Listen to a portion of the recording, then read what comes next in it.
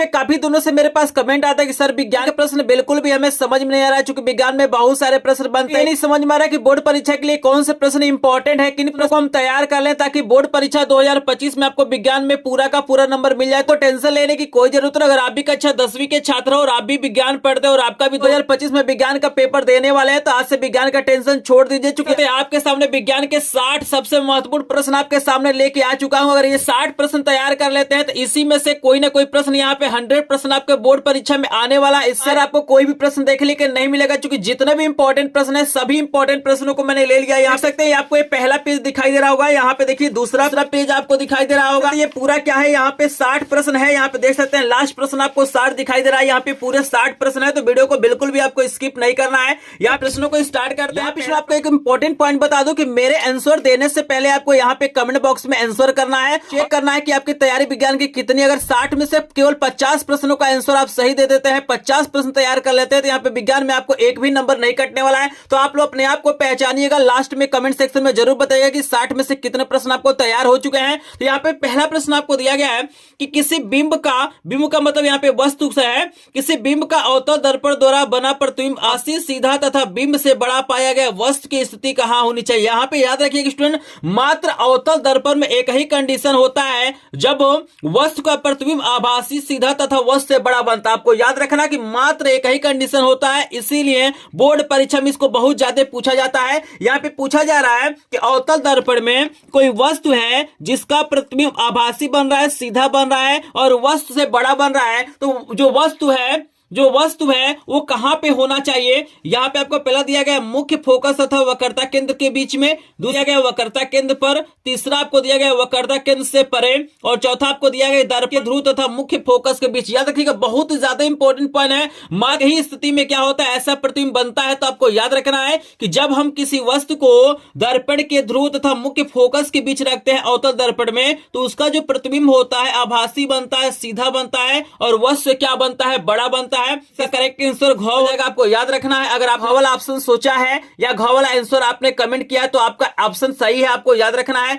यहाँ पे प्रश्न नंबर 2 आप देख सकते हैं, प्रश्न नंबर 2 भी आपको दिया गया है। प्रश्न नंबर 2 है कि एक उत्तल दर्पण की फोकस दूरी 10 सेंटीमीटर है तो दर्पण की वक्रता त्रिज्या होगी। बहुत शानदार प्रश्न है, बहुत ही ज्यादा इंपॉर्टेंट है, इंपॉर्टेंट प्रश्न है। यहाँ पे आप लोग कमेंट सेक्शन में आप लोग बताइए क्या इसका आंसर आपको पता है। कि आपको फोकस दूरी दिया गया है, यहाँ पे एफ की वैल्यू दिया हुआ है, एफ की वैल्यू कितना दिया हुआ है, 10 सेंटीमीटर दिया गया है और वक्रता त्रिज्या आर पूछा जा रहा है। तो याद रखिएगा फार्मूला आर बराबर होता है 2f। और याद रखना है कि ये जो दर्पण है उत्तल है और उत्तल दर्पण की जो फोकस दूरी होती है वो क्या होती है, धनात्मक होती है। तो यहाँ पे हमने ये फार्मूला भी लिख दिया है। अब आप लोग बताइए f की वैल्यू +10 है तो r की वैल्यू कितना होगा, कमेंट सेक्शन में बताइए। 10 सेंटीमीटर होगा, 20 सेंटीमीटर होगा, 30 सेंटीमीटर होगा या 40 सेंटीमीटर होगा। क्या लग रहा है आप लोग अपने आप को टेस्ट कर लीजिए कि आज विज्ञान की कितनी तैयारी है, क्योंकि यहीं से प्रश्न बनने हैं, इससे बाहर कोई भी प्रश्न आपके सामने नहीं आएगा। तो अपने आप को अभी जज कर लीजिए कि आपकी कितनी बेहतरीन तैयारी है। 60 में से केवल 50 प्रश्नों को तैयार कर लेते हैं तो आप विज्ञान के क्या बनेंगे, टॉपर स्टूडेंट बनेंगे।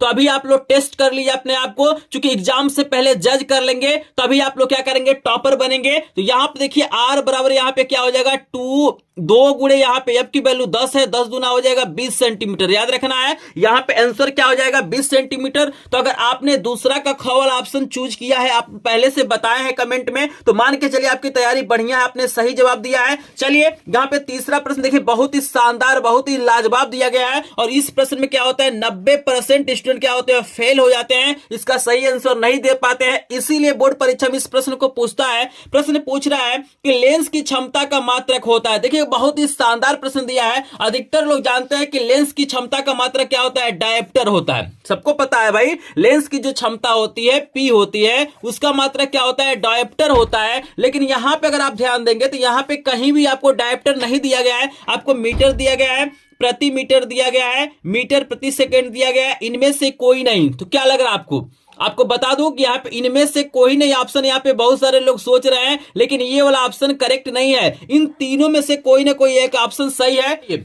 लेंस की क्षमता का मात्रक डायोप्टर सबको पता है। आप यहाँ पे जानते हैं बोर्ड परीक्षा में इसीलिए पूछता है। यहाँ पे अभी मैंने यहाँ पे लिखा है कि 90% लोग इसमें गलती कर देते हैं, इसीलिए यहाँ पे ऑप्शन देता है इनमें से कोई नहीं। चूंकि बहुत सारे स्टूडेंटों को लगता है कि लेंस की क्षमता का मात्रक तो डायोप्टर होता है, लेकिन भैया यहाँ पे फार्मूले पे ध्यान दीजिए।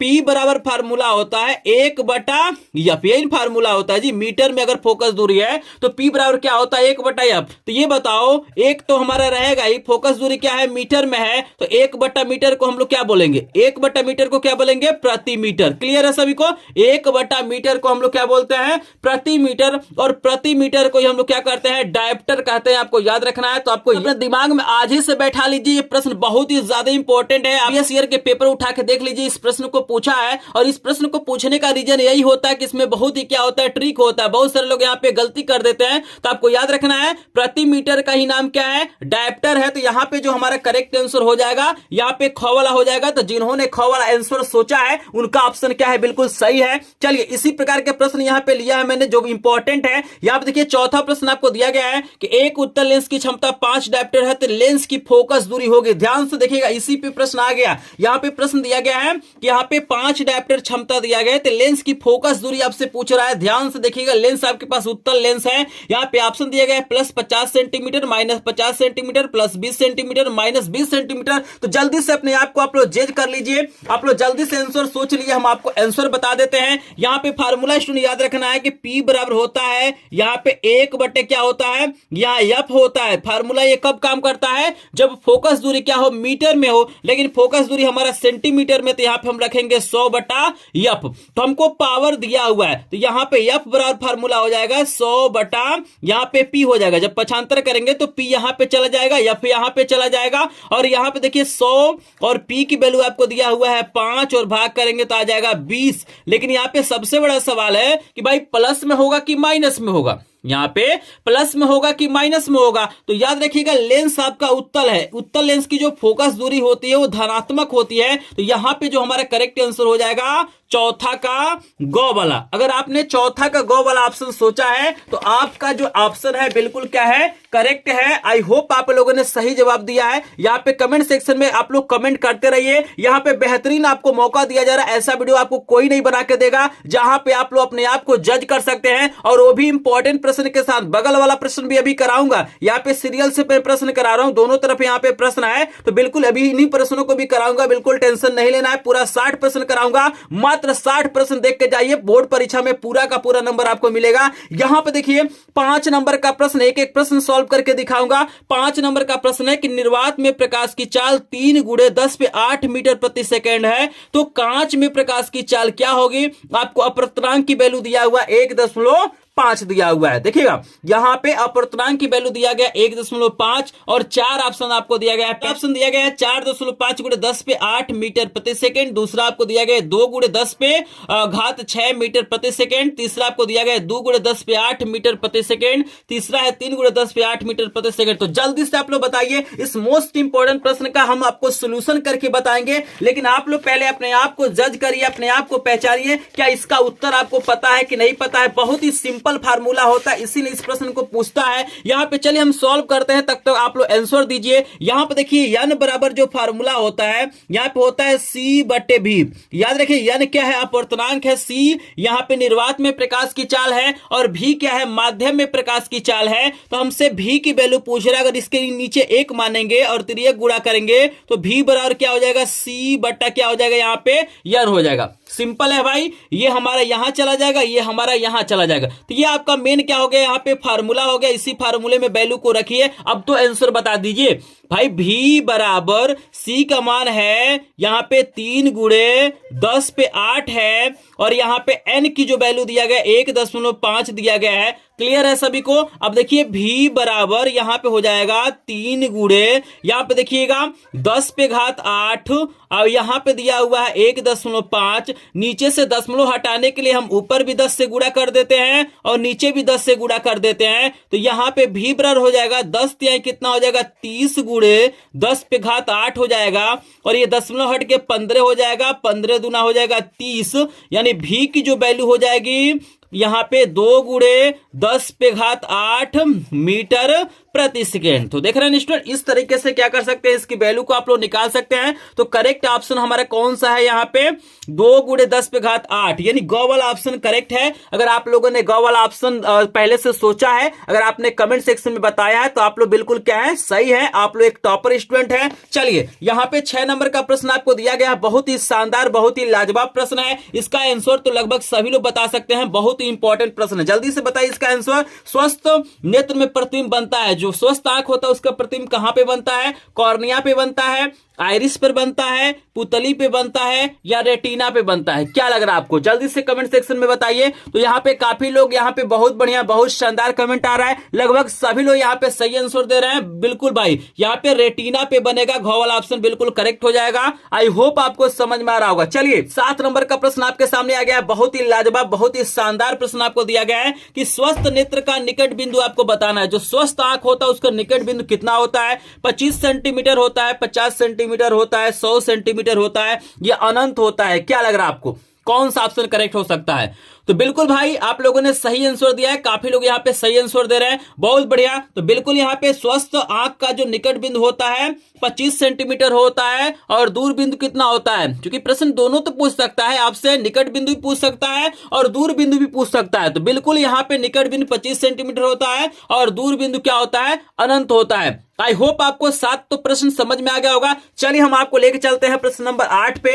यहाँ पे प्रश्न नंबर 8 भी आप लोग देख सकते हैं। प्रश्न दिया गया है कि प्रिज्म से श्वेत प्रकाश की किरण के गुजरने पर सबसे अधिक विचलन होता। आपको बताना है कि जब श्वेत प्रकाश किसी प्रिज्म से गुजरती है तो सबसे अधिक विचलन किस रंग के प्रकाश में होता है, बैंगनी रंग का, हरे रंग का, पीले रंग का, लाल रंग का? स्टूडेंट यहाँ पे बता दूं, मैं इंपॉर्टेंट नहीं लिख रहा हूं, क्योंकि यहाँ पे जो भी प्रश्न वो मोस्ट इंपॉर्टेंट है, जो सबसे ज्यादा इंपॉर्टेंट है, उन्हीं प्रश्नों को यहाँ पे लिया गया है। जो बोर्ड परीक्षा में आपसे पूछे जाएंगे उन्हीं प्रश्नों को लिया गया है। तो जितने भी प्रश्न वो मोस्ट इंपॉर्टेंट, एक भी प्रश्न आपको छोड़ने की जरूरत नहीं है। आप आंसर कीजिए कि कौन सा ऐसा प्रकाश है, कौन से ऐसे प्रकाश का रंग है जो सबसे ज्यादा विचलित होता है। आप लोग कमेंट सेक्शन में बताइए। 8 नंबर का प्रश्न तो बता दो कि इसका करेक्ट आंसर हो जाएगा बैंगनी। अगर आपने कौन नंबर का ऑप्शन चूज किया है पहले से, तो आपका ऑप्शन बिल्कुल क्या है, यहाँ पे करेक्ट है। चलिए स्टूडेंट, यहाँ पे हम 9 नंबर का प्रश्न आपको दिखा देते हैं। 9 नंबर का प्रश्न है कि निकट दृष्टि दोष को दूर करने के लिए कौन सा लेंस प्रयुक्त किया जाता है। मतलब आपको बताना है कि किसी व्यक्ति की आंखों में क्या है, निकट दृष्टि दोष है, तो उस दोष को दूर करने के लिए कौन सा लेंस लगाना चाहिए व्यक्ति को? उत्तल लेंस लगाना चाहिए, अवतल लेंस लगाना चाहिए, द्विफोकसी लेंस लगाना चाहिए, या इनमें से कोई नहीं? क्या लग रहा है आपको, कौन सा लेंस व्यक्ति को लगाना चाहिए? कमेंट सेक्शन में बताइए। अपने आप को जज कर लीजिए, कुछ ही दिन बचे हुए एग्जाम में, अपने आप को जज कर लीजिए कि आपकी तैयारी कितनी हुई है। यहाँ पे आप पहचान जाएंगे अपने आप को। जैसे 50+ प्रश्न पहले से आपको तैयार है या तैयार कर लेते हैं, तो मान के चलिए आपका विज्ञान में एक भी नंबर नहीं कटने वाला है। तो जो लोग यहाँ पे क्या किए होंगे, ख नंबर का ऑप्शन चुने होंगे, उन्हीं का ऑप्शन करेक्ट है। आपको याद रखना है कि निकट दृष्टि दोष को दूर करने के लिए अवतल लेंस का प्रयोग किया जाता है और दूर दृष्टि दोष को दूर करने के लिए उत्तल लेंस का प्रयोग किया जाता है। तो यहाँ पे करेक्ट आंसर हमारा हो जाएगा ख वाला, आपको याद रखना है। चलिए हम आपको लेकर चलते हैं 10 नंबर का प्रश्न, बहुत ही ज्यादा इंपॉर्टेंट है, काफी लोग इसमें कंफ्यूज जाएंगे। प्रश्न दिया गया है कि तारों के टिमटिमाने का कारण है। आपको बताना है कि तारे क्या होते हैं, टिमटिमाते हैं, उसका क्या कारण होता है। पहला कारण है प्रकाश का प्रकीर्णन, दूसरा है प्रकाश का प्रवर्तन, तीसरा है वायुमंडलीय अपवर्तन, और चौथा इनमें से कोई नहीं। तो आप लोग सोचिए, बताइए 10 नंबर का करेक्ट आंसर क्या हो जाएगा? प्रकाश का प्रकीर्णन, प्रकाश का परावर्तन, वायुमंडलीय अपवर्तन, या इनमें से कोई नहीं? क्या लग रहा है आपको, कौन सा ऑप्शन करेक्ट होना चाहिए? तो हमको जहां तक लग रहा है इसका करेक्ट आंसर ग वाला हो जाना चाहिए। वायुमंडलीय अपवर्तन के कारण क्या होता है, तारे टिमटिमाते हैं। आई होप आपको समझ में आ रहा होगा। चलिए 11 नंबर प्रश्न बहुत ही ज्यादा इंपॉर्टेंट है, ये 2025 के बोर्ड पेपर में छप चुका है। प्रश्न आपके सामने देखने के लिए मिल जाएगा। आपको बताना है विद्युत धारा के एसआई मात्रक। बताइए विद्युत धारा के एसआई मात्रक क्या है? कूलाम है, एम्पियर है, जूल है, ओम है? क्या लग रहा है आपको? इसका आंसर तो सभी लोग बता सकते हैं भाई, बहुत ही इंपॉर्टेंट प्रश्न है और बिल्कुल इजी भी प्रश्न है। आप लोग हमेशा जब भी क्वेश्चन सॉल्व करते होंगे तो इसका प्रयोग आप लोग करते होंगे। तो बताइए विद्युत धारा का एसआई मात्रक, कूलाम, एम्पियर, जूल, ओम। तो बिल्कुल जो लोग यहाँ पे ख वाला ऑप्शन चूज किया उनका ऑप्शन करेक्ट है। यहाँ पे करेक्ट आंसर यहाँ पे क्या हो जाएगा, ख वाला हो जाएगा। चलिए 12 नंबर का प्रश्न प्रश्न एक न्यूमेरिकल है, बहुत ही शानदार है, वेरी वेरी इंपॉर्टेंट प्रश्न आपको दिया गया है कि दो चालक तार जिनके पदार्थ लंबाई तथा व्यास समान है किसी विद्युत परिपथ में पहले श्रेणी में और फिर समांतर क्रम में संयोजित किए जाते हैं। श्रेणी क्रम तथा समांतर क्रम संयोजन में उत्पन्न ऊष्माओं का अनुपात क्या हो सकता है? 1:2, 2:1, 1:4, 4:1। क्या लग रहा है आपको? 12 नंबर प्रश्न का आंसर सभी लोग दीजिए, क्या लग रहा है कौन सा अनुपात करेक्ट होगा?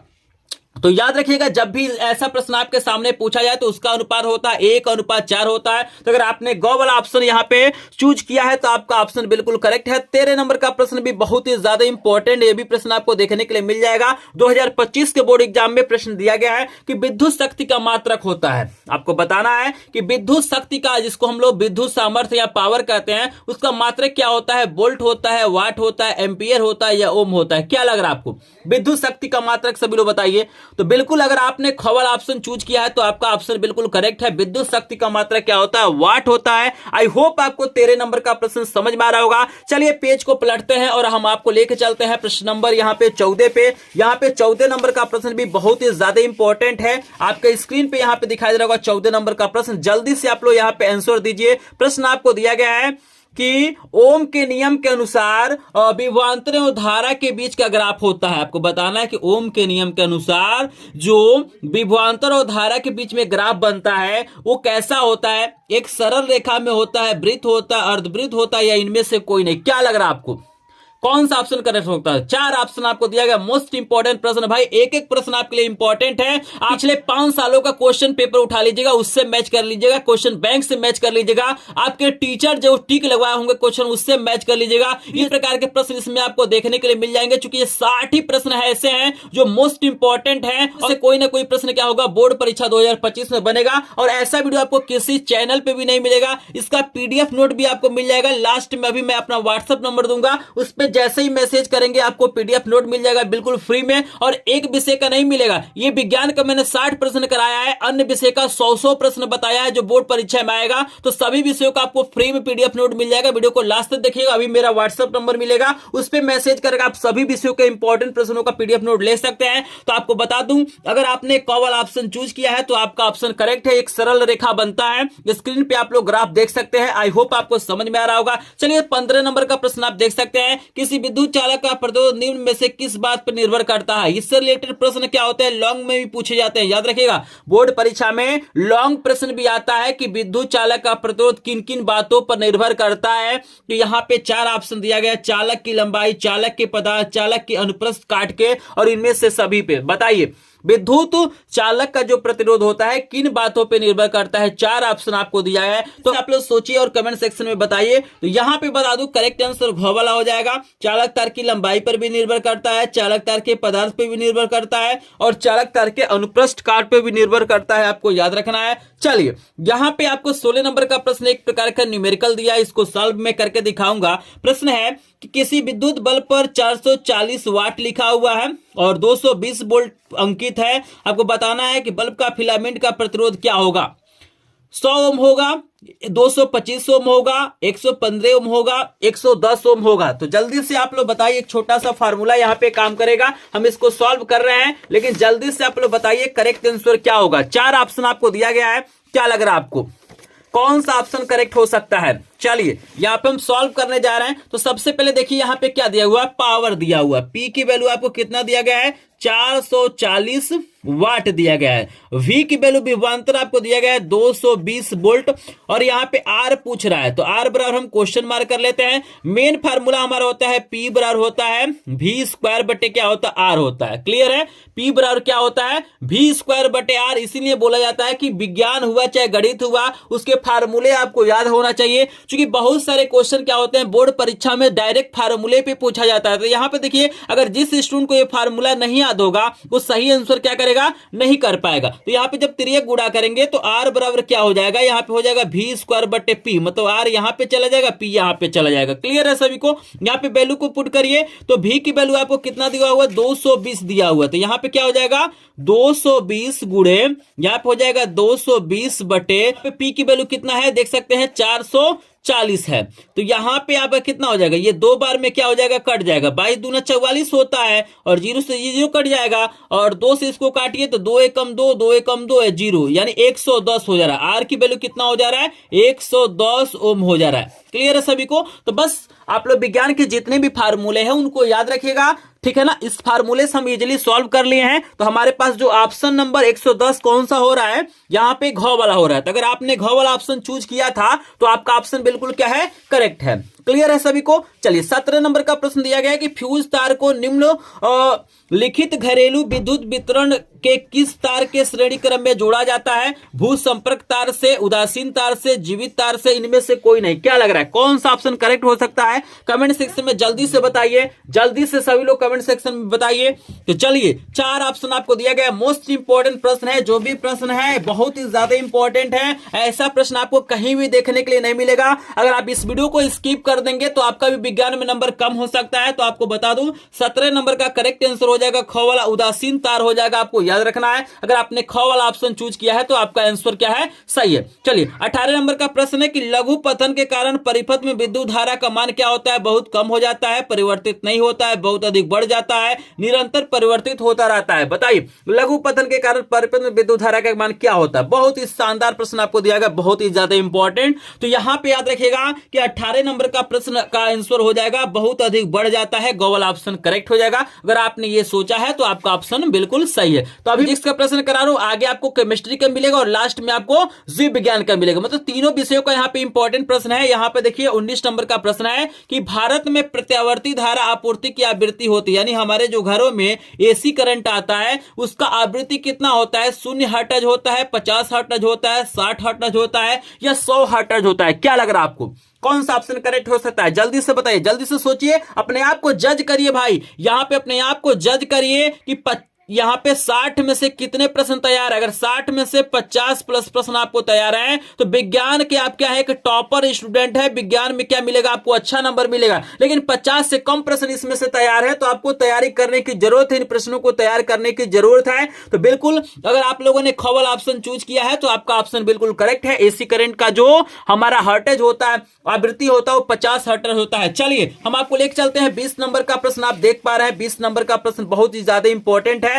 20 नंबर का प्रश्न आपको दिया गया है कि चुंबकीय क्षेत्र की तीव्रता का मात्रक, आपको बताना है कि जो चुंबकीय क्षेत्र की तीव्रता बी होती है इसका मात्रक क्या होता है।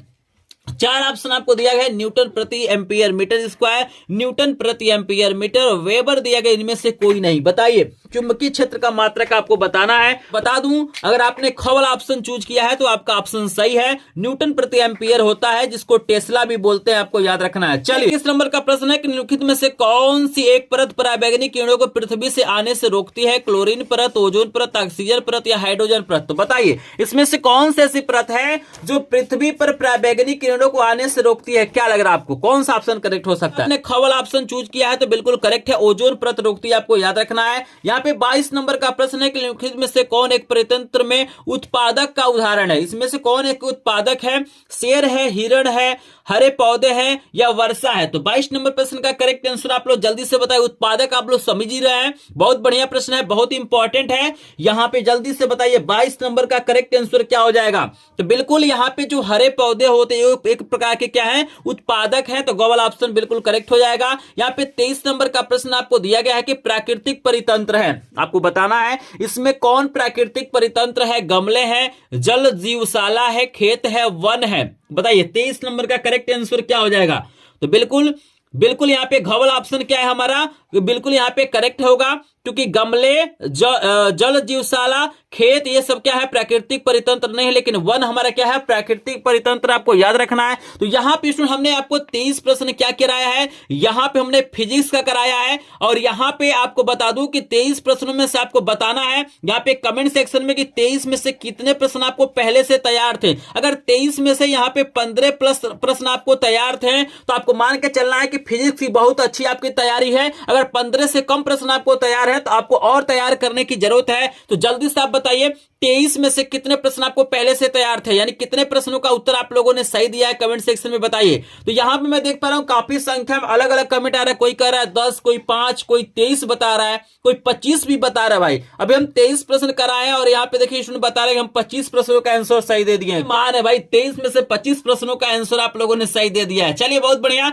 अगर आपने 15 प्लस प्रश्नों का आंसर दिया है तो आप एक क्या है, टॉपर स्टूडेंट है। अगर आपने उससे कम दिया है तो आपको याद करने की जरूरत है। चलिए 24 नंबर का प्रश्न, इसके बाद से जो प्रश्न आएगा वो केमिस्ट्री से आएगा। यहां पे बिल्कुल इसी प्रकार का प्रश्न पूछा जाता है, एक इक्वेशन देता है और पूछता है इसमें किस प्रकार की अभिक्रिया है। तो आपके पास दिया गया Fe2O3 प्लस 2Al है और यहां पे दिया गया L2O3 प्लस 2Fe। बताना इसमें किस प्रकार की अभिक्रिया हो रही है, संयोजन अभिक्रिया, द्विविस्थापन अभिक्रिया, वियोजन अभिक्रिया या विस्थापन अभिक्रिया। जल्दी से बताइए कौन सी अभिक्रिया हो रही है भाई। तो बिल्कुल यहां पे बहुत सारे लोग यहां पे सही आंसर दे रहे हैं। यहां पे बता दूं कि यहां पे देखिए Fe है और यहां से Fe निकल जा रहा है, यहां पे एल्युमिनियम आ जा रहा है, Al आ जा रहा है, तो यहां पे विस्थापित हो रहा है। तो यहां पे क्या है, घोवल ऑप्शन करेक्ट है, ये विस्थापन अभिक्रिया का उदाहरण है, आपको याद रखना है। तो 24 नंबर का करेक्ट आंसर हो जाएगा विस्थापन अभिक्रिया। अगर आपने घोवल ऑप्शन चुना है तो आपका ऑप्शन बिल्कुल करेक्ट है। चलिए यहाँ पे 25 नंबर का प्रश्न है कि कार्बन को वायु में जलाने पर कार्बन डाइऑक्साइड बनता है, ठीक है ना। ये बताना ये किस प्रकार का उदाहरण है, संयोजन अभिक्रिया, विस्थापन अभिक्रिया, द्विविस्थापन अभिक्रिया या वियोजन अभिक्रिया। क्या लग रहा है आपको, कार्बन को वायु में जलाने पर उसमें से कार्बन डाइऑक्साइड बनता है, ये किस अभिक्रिया का उदाहरण है, कमेंट सेक्शन में बताइए। 25 नंबर प्रश्न का जल्दी से सभी लोग आंसर बताइए, इसमें कौन सी अभिक्रिया हो रही है। बहुत ही ज्यादा इंपॉर्टेंट अभिक्रिया है। 25 नंबर प्रश्न का आंसर सभी लोग बताएंगे, जल्दी से बताइए, फिर आपको अगला प्रश्न कराते हैं। मात्र 60 प्रश्न देख लीजिए, थोड़ा सा वीडियो हो सकता है लंबा हो जाएगा, लेकिन ऐसा वीडियो आपको किसी भी YouTube चैनल पे देखने के लिए नहीं मिलेगा। तो जल्दी से बताइए कौन सा अभिक्रिया यहाँ पे होगा। तो बिल्कुल यहाँ पे जो लोग क वाला ऑप्शन चूज किए हैं उनका करेक्ट ऑप्शन है, यहाँ पे संयोजन अभिक्रिया हो रहा है, आपको याद रखना है। लेकिन मैंने 25 प्रश्न आपको करा दिया, लेकिन देख रहा हूं अभी तक आपने क्या किया, इस वीडियो को लाइक नहीं किया। हम शुरू से आपको प्रश्न करा रहे हैं, बीच में एक भी बार आपको नहीं रुके हैं। यहाँ पे थोड़ा सा आपका समय ले रहे हैं, आपसे रिक्वेस्ट कर रहे हैं, क्योंकि वीडियो बनाने में काफी समय लगता है, काफी रिसर्च करना पड़ता है कि कौन सा यहाँ पे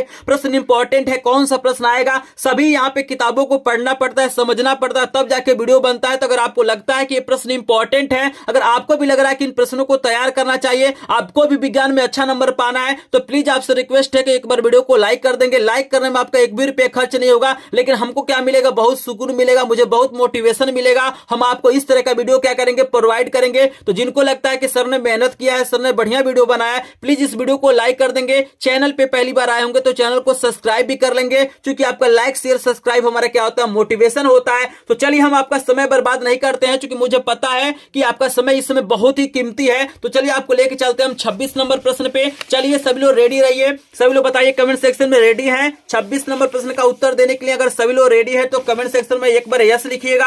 हम आपको लेके चलते हैं 26 नंबर प्रश्न पे। सभी लोग रेडी हैं? चलिए यहाँ पे सभी लोग बता रहे हैं सर यस सर रेडी है, जल्दी से प्रश्न लाइए। तो चलिए भाई आपके सामने 26 नंबर का प्रश्न आ गया है। यहाँ पे प्रश्न है कि कैल्शियम और नाइट्रेट का रासायनिक सूत्र आप बताइए, इसमें से कौन सा ऐसा सूत्र है जो कैल्शियम नाइट्रेट का है। 4 ऑप्शन आपको दिया गया है, जल्दी से बताइए। 26 नंबर का करेक्ट आंसर बताना है, कौन सा हो जाएगा। कैल्शियम नाइट्रेट, तो बिल्कुल भाई कैल्शियम नाइट्रेट का सूत्र हो जाएगा CaO3 का होल ट्वाइस। यहाँ पे ख वाला ऑप्शन बिल्कुल करेक्ट हो जाएगा। अगर आपने ख वाला ऑप्शन चूज किया है तो आपका आंसर करेक्ट है। चलिए भाई ये प्रश्न तो बिल्कुल पेपर में छप चुका है, हर साल पूछता है कि शुद्ध जल का पीएच मान कितना होता है। 8, 7, 6, 12 बताइए शुद्ध जल का पीएच मान आप बताइए कितना होता है। तो बिल्कुल भाई बिल्कुल यहाँ पे लाजवाब, यार दिल खुश हो गया देख के कमेंट। यहाँ पे 100% लोग सही आंसर दे रहे हैं, बहुत बढ़िया भाई, दिल खुश हो गया। बिल्कुल यहाँ पे दिल खुश हो गया। बिल्कुल शुद्ध जल का पीएच मान 7 होता है। बिल्कुल भाई बहुत शानदार आपने आंसर दिया है। चलिए इसी तरह से 28 नंबर प्रश्न का भी आंसर बता दीजिए। 28 नंबर का प्रश्न आपके सामने है कि पेय जल को जीवाणु रहित बनाने के लिए किसका प्रयोग किया जाता है। ब्लीचिंग पाउडर का, फिटकरी का,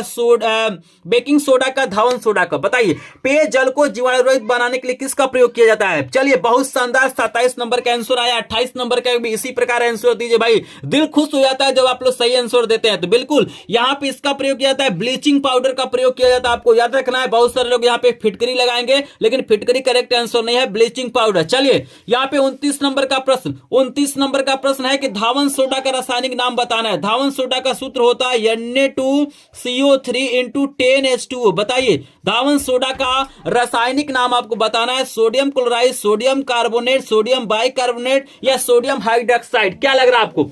फार्मूला आपके सामने है, रासायनिक सूत्र आपके सामने है, बताइए क्या होता है? बिल्कुल भाई Na2CO3 को पढ़ते हैं सोडियम कार्बोनेट। अगर आपने ख वाला ऑप्शन चूज किया है तो आपका आंसर क्या है? बिल्कुल करेक्ट है। चलिए हम लेके चलते हैं 30 नंबर का प्रश्न। 30 नंबर का प्रश्न आपके सामने आ गया है। पीएच वाला बिलियन होगा, मतलब किसी बिलियन का पीएच मान 0 है, 0 है, तो बिलियन कैसा होगा? अम्लीय होगा, क्षारीय होगा, उदासीन होगा, इनमें से कोई नहीं। क्या लग रहा है आपको?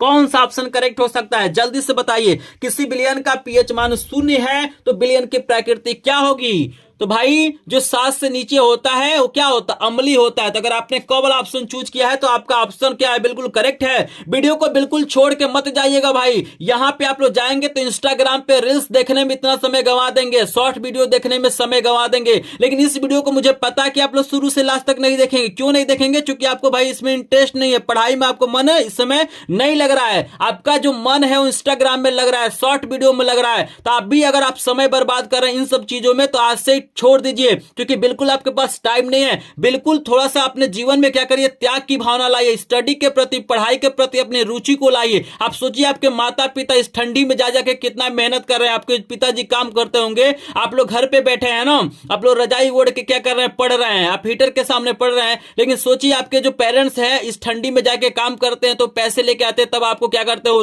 फीस देते हैं और उससे आप लोग पढ़ रहे हैं। तो उनके इस मेहनत का क्या करिए? आप अच्छा परिणाम दीजिए। आप लोग खूब पढ़िए, खूब मेहनत करिए, बढ़िया परसेंटेज लाइए, ताकि आप आगे चल के सफल हो जाए। तो भाई थोड़ा सा इस वीडियो को देख लीजिए ताकि आपका जीवन यहाँ पे बन जाएगा। चलिए यहाँ पे 31 नंबर का प्रश्न है कि प्लास्टर ऑफ पेरिस की जल से अभिक्रिया कराने पर क्या बनता है? बहुत इंपॉर्टेंट है, यह प्रश्न आपको देखने के लिए मिल जाएगा, छप चुका है पेपर में। आपको बताना है कि प्लास्टर ऑफ पेरिस की क्रिया जब जल से कराते हैं तो क्या बनता है। जल्दी से कमेंट कीजिए, अपने आप को पहचानिए कौन सा करेक्ट आंसर होगा। चूना पत्थर, जिप्सम, ब्लीचिंग पाउडर, फिटकरी, क्या बनता है? क्या बनता है? जल्दी से बताइए। तो बिल्कुल आप लोगों ने सही जवाब दिया है, यहाँ पे जिप्सम बनता है। जब भी हम प्लास्टर ऑफ पेरिस को जल से अभिक्रिया कराते हैं तो क्या बनता है? जिप्सम बनता है। चलिए 32 नंबर का प्रश्न आपको दिया गया, आर्सेनिक क्या है? आपको बताना है। दो चीजें याद रखिएगा, एक आर्सेनिक होता है और एक क्या होता है आपका एंटीमनी, AS और SB होता है। ये बोर्ड एग्जाम में दोनों में से कोई एक पूछ लेता है, या तो पूछ देगा आर्सेनिक है, नहीं तो पूछ लेगा एंटीमनी है।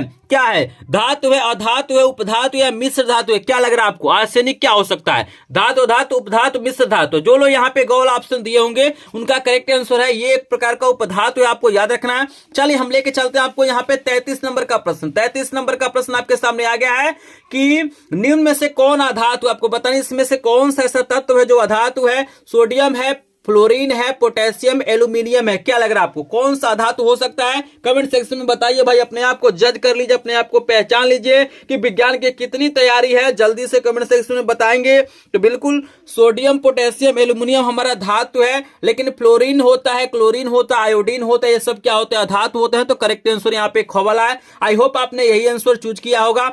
चलिए 34 नंबर का प्रश्न है कि शुद्ध वायु क्या होता है? एक समांगी मिश्रण, धातुओं का मिश्रण, यौगिकों का मिश्रण, और इनमें से कोई नहीं। क्या लग रहा है आपको? शुद्ध वायु क्या हो सकता है? तो अगर आपने कॉल ऑप्शन चूज किया है तो आपका आंसर करेक्ट है, एक समांगी मिश्रण होता है। चलिए 35 नंबर का प्रश्न बिल्कुल भाई बोर्ड में छप चुका है, इंपॉर्टेंट प्रश्न है, इंपॉर्टेंट है और बहुत इजी में है।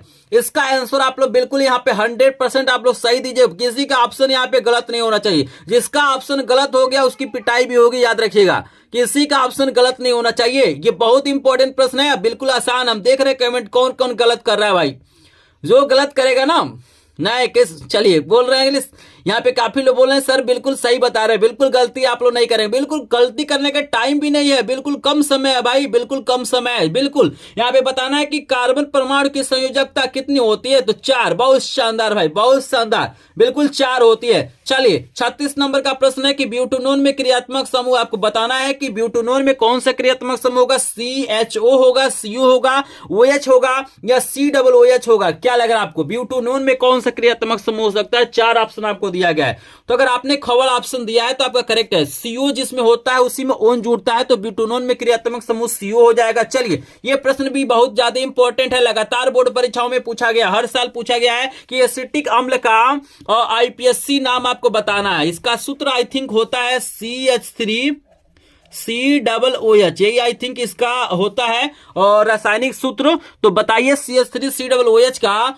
इसको हम लोग साधारण नाम एसिटिक अम्ल, तो इसका रासायनिक नाम नहीं, यहाँ पे IPSC नाम क्या होगा? एसिटिक अम्ल, एथेनोइक अम्ल, मेथेनोइक अम्ल, प्रोपेनोइक अम्ल। क्या लग रहा है? आप जल्दी से बताइए। लगातार प्रश्न को पूछा गया, हर साल पूछा गया है। आप पिछले 5 साल का आप लोग पेपर उठा लीजिएगा और देखिएगा इससे बाहर कोई भी प्रश्न नहीं आया, इसी में से कोई ना कोई प्रश्न आया है। तो बिल्कुल इसका रासायनिक नाम, इसका IPSC नाम हो जाएगा एसिटिक अम्ल हो जाएगा। क वाला ऑप्शन बिल्कुल करेक्ट हो जाएगा। चलिए, 38 नंबर का प्रश्न आ गया, एथिल अल्कोहल का IPSC नाम। दोनों में से कोई एक बोर्ड परीक्षा में आ सकता है। इसका सूत्र होता है C2H5OH होता है।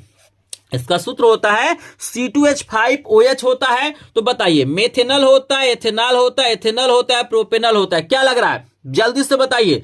बिल्कुल यहाँ पे पहचान सकते हैं, जिसमें OH होता है उसमें आल जुड़ता है, तो एथेनॉल हो जाएगा। आपको याद रखना है। इन दोनों को देख लीजिए, 37 नंबर और 38 नंबर दोनों में से एक बोर्ड परीक्षा में आएगा। चलिए, 39 नंबर का प्रश्न दिया गया है कि निम्नलिखित में से सजातीय श्रेणी है। आपको मैं सजातीय श्रेणी बता दूं कि जैसे आप जानते हैं, एक होता है आपका एल्केन समूह होता है, एक एल्कीन होता है, एक एल्काइन होता है। अगर एल्केन की बात करूं तो इसका समान सूत्र होता है CnH2n+1 होता है। याद रखिए, इसका फार्मूला होता है CnH2n+2 होता है। मैंने 1 लिख दिया है, CnH2n+2। जैसे 1 रखेंगे तो ये कितना हो जाएगा? 2 एकम 2, 2 4 हो जाएगा। CH4 हो जाएगा, 2 रखिएगा तो यहाँ पे 2 दूना 4, 2 कितना हो जाएगा? 6 हो जाएगा। तो ये मेथेन का है, ये एथेन का है। क्लियर है? थोड़ा सा मिस्टेक हो गया, इसको थोड़ा सा इग्नोर करिएगा। चलिए आगे चलते हैं, 40 नंबर का प्रश्न आपको करा देते हैं। 40 नंबर का प्रश्न भी बहुत ही ज्यादा इंपॉर्टेंट दिया गया है। ये भी प्रश्न लगातार बोर्ड परीक्षाओं में पूछा जाता है कि श्रृंखलन का गुण किस परमाणु में पाया जाता है? बताइए, श्रृंखलन का गुण सबसे ज्यादा यौगिक किस परमाणु से मिलकर बनते हैं? कार्बन से, नाइट्रोजन के, ऑक्सीजन से कि हाइड्रोजन से? बहुत ही शानदार प्रश्न आपको दिया गया है।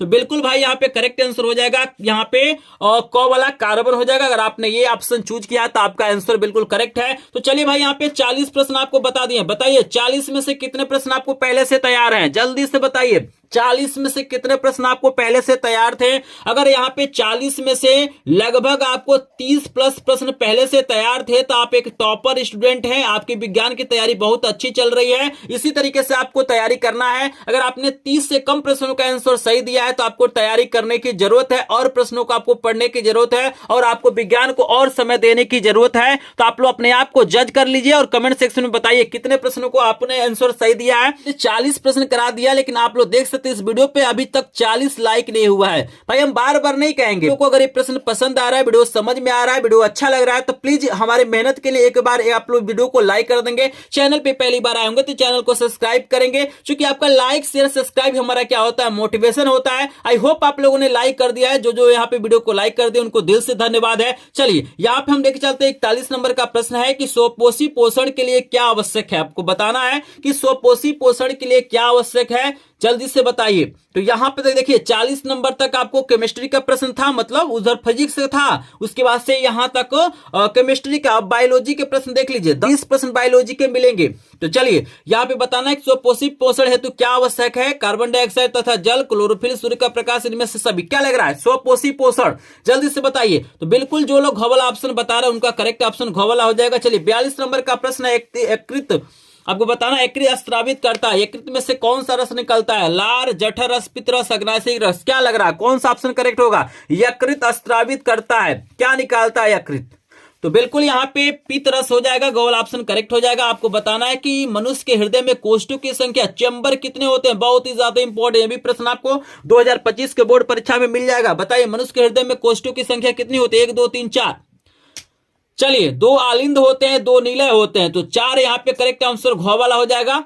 44 नंबर का प्रश्न है कि पौधों में जल का परिवहन होता है। ये प्रश्न तो बिल्कुल आपके बोर्ड परीक्षा में देखने के लिए मिलेगा। या तो जल का वहन देता है, नहीं तो भोजन का वहन देता है। तो दोनों में से कोई एक बोर्ड परीक्षा में पूछता है। तो पौधों में जल का वहन कौन करता है? फ्लोएम द्वारा, जाइलम द्वारा, मज्जा में, रंध्रों में।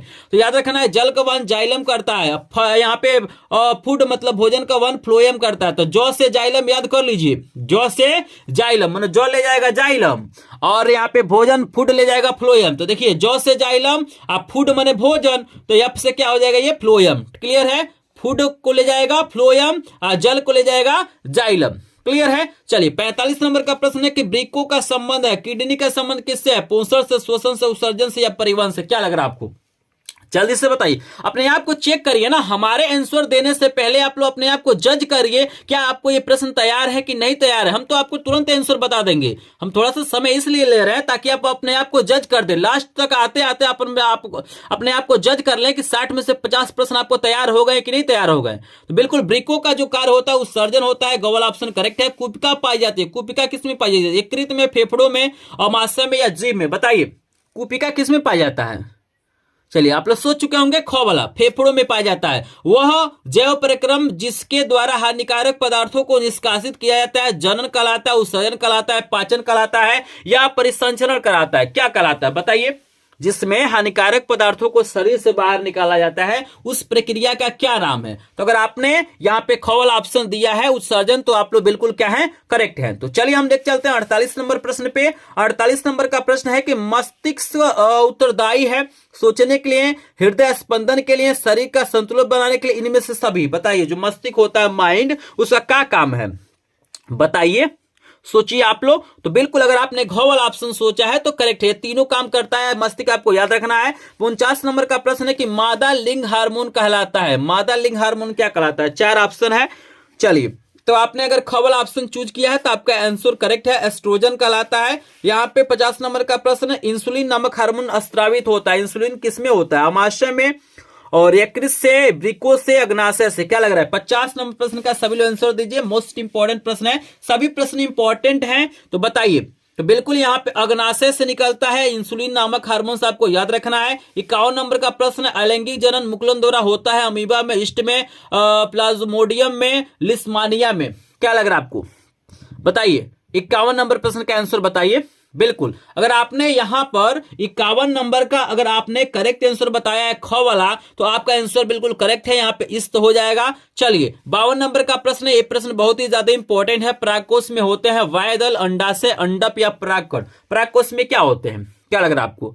तो बिल्कुल यहाँ पे करेक्ट आंसर घ वाला हो जाएगा, परागकण। चलिए 53 नंबर का है कि निम्नलिखित में से कौन सा मादा जनन तंत्र का भाग नहीं, मानो कौन सा में से अंग है, तंत्र है जो मादा में नहीं पाया जाता है? अंडाशय, गर्भाशय, शुक्रवाहिका या इनमें से कोई नहीं? बताइए। तो शुक्रवाहिका किसमें पाया जाता है? नर में पाया जाता है, पुरुषों में पाया जाता है। तो करेक्ट आंसर ग वाला।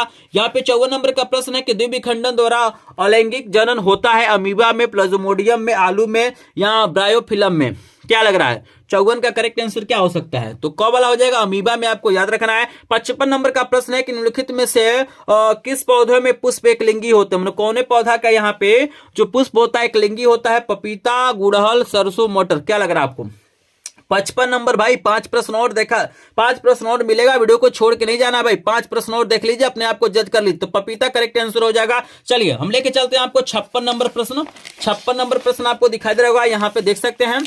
56 नंबर का प्रश्न भी आपको दिखा देते हैं, जल्दी से यहाँ पे कमेंट सेक्शन में बताइए 56 नंबर का प्रश्न का आंसर क्या हो जाएगा? मुकुलन पाया जाता है, मुकुलन किसमें पाया जाता है? प्लेनेरिया में, हाइड्रा में, लेस्मानिया में, उपयुक्त में से सभी। बताइए मुकुलन किसमें पाया जाता है? 56 नंबर का करेक्ट आंसर बताइए। तो यहाँ पे अगर आपने ख वाला ऑप्शन चूज किया तो करेक्ट हाइड्रा में पाया जाता है, आपको याद रखना है। 57 नंबर का प्रश्न है कि मेंडल ने अपना प्रयोग किस पौधे पर किया था? टमाटर, बैगन, मटर, सरसों। क्या लग रहा है आपको? मेंडल जी ने अपना प्रयोग किस पौधे पर किया था?